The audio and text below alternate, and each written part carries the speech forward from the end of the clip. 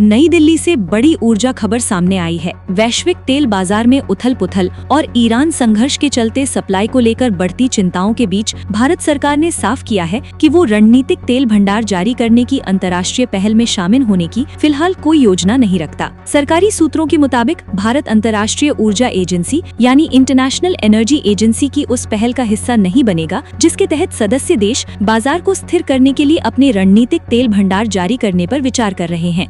दरअसल वैश्विक बाजार में कच्चे तेल की कीमतों में तेज उछाल देखा गया है। सोमवार को तेल की कीमतें बढ़कर $119 प्रति बैरल के पार पहुंच गईं, जो साल 2022 के मध्य के बाद सबसे ऊंचा स्तर है। ये तेजी प्रमुख तेल उत्पादक देशों द्वारा सप्लाई घटाने और ईरान पर अमेरिका इजरायल युद्ध के कारण समुद्री शिपिंग में लंबी बाधाओं की आशंका के चलते आई है। इस बीच दुनिया की बड़ी अर्थव्यवस्थाओं के संगठन G7 के वित्त मंत्री बाजार को शांत करने के लिए तेल भंडार जारी करने की संभावनाओं पर चर्चा करने वाले हैं।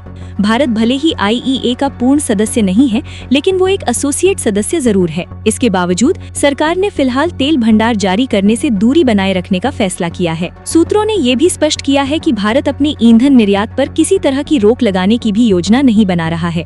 सरकार का कहना है कि देश के पास पेट्रोल, डीजल और जेट फ्यूल का पर्याप्त भंडार मौजूद है और स्थिति नियंत्रण में है। गौरतलब है कि साल 2021 में नई दिल्ली ने अमेरिका के नेतृत्व में हुए एक संयुक्त प्रयास में हिस्सा लेते हुए अपनी रणनीतिक पेट्रोलियम भंडार से 50 लाख बैरल तेल जारी किया था। भारत की रणनीतिक तेल भंडारण क्षमता भी मजबूत स्थिति में है। देश के पास 3 अलग-अलग स्थानों पर रणनीतिक पेट्रोलियम भंडार मौजूद हैं, जिनकी कुल क्षमता 5.33 मिलियन मीट्रिक टन तेल रखने की है। फिलहाल इन भंडारों में करीब 4 लाख टन तेल संग्रहित है। इन भंडारण सुविधाओं का एक हिस्सा Abu Dhabi national oil company को लीज पर दिया गया है। सूत्रों के अनुसार भारत ने वहां संग्रहित तेल को खरीदने के अपने पहले अधिकार का भी इस्तेमाल नहीं किया है, क्योंकि मौजूदा समय में देश की स्थिति संतोषजनक मानी जा रही है। ऊर्जा आपूर्ति को मजबूत बनाए रखने के लिए भारतीय रिफाइनरियों ने रूस से बड़ी मात्रा में कच्चा तेल खरीदा है। ये वो खेप है जो समुद्र में अटकी हुई थी और जिसे खरीदने के लिए अमेरिका ने भारत को हाल ही में 30 दिन की छूट दी थी। हालांकि